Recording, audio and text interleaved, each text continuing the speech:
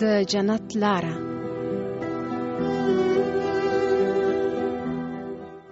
لاروي د خپل اس او سپي په ملګرتیا مزل کاوه.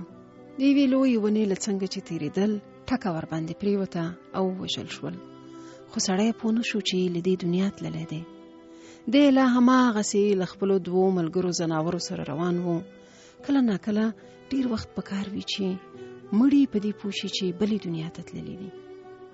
دوی مزل کاوه او په یوې دنګې غونډۍ باندې ختل. تیز لمر و، له خولو لاندې خیشته او خوار تیږې وو. د لارې په یوه پیچومي کې د یوې لویې کلا لویه مرمرینه دروازه ولیده.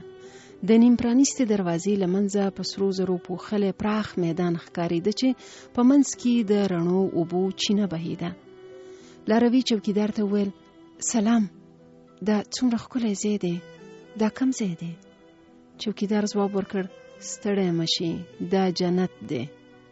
لاروي وویل: څومره ښه چې جنت ته ورسېدو، ډېر تږي یو. چوکیدار چینې ته اشاره وکړه، ویل: ورشه، چې څومره دې زړه وي هغومره اوبه وڅښه.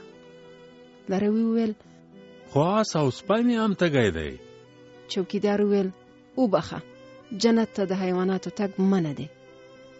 لاروی ډېر خپه شو، ځکه ډېر تږی و او دا یې نفس نه منل چې د ده تنده دې ماته شي، خو بې ژبې ملګري دي تږي پاتې وي. نو اوبه یې ونه څښلې او سفر ته یې ادامه ورکړه. له ښه مزله وروسته چې د غونډۍ سر ته وختل، هورې یوه کرونده ولیده. کروندې ته د ورغلې پوټلنې لارې دواړو غاړو ته ونې ولاړې وې او د ونو سیوري ته یو کس پروت و چې مخ یې په خولۍ باندې پټ کړی و او شاید ویده به و. لاروي ورباندې سلام واچاوه. پراته سړي سر وخوځاوه، ویې ویل: ستړی مشي.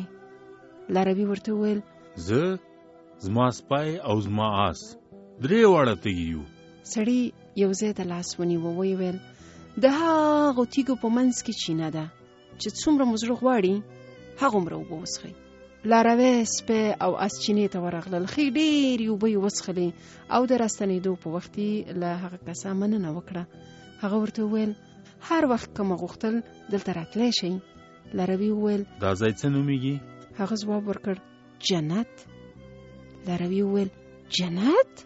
د مرمري دروازې چوکیدار هم ویل چې ځای جنت دی. هغه ورته وویل: هغه ځای جنت نه دی، دوزخ دی. لاروي وویل: که داسې وي نو دا خو دوی خو کار نه کوي، خلکو ته ولې دروغ وویل شي؟ د دې شي چاره وکئ. هغه وویل: خو دوی له موږ سره بد نه بلکې ښه کوي، ځکه ټول هغه کسان چې خپلو دوستانو او د لارې ملګرو ته شاړئ هورې پاتېږي، موږ نه په عذابوي.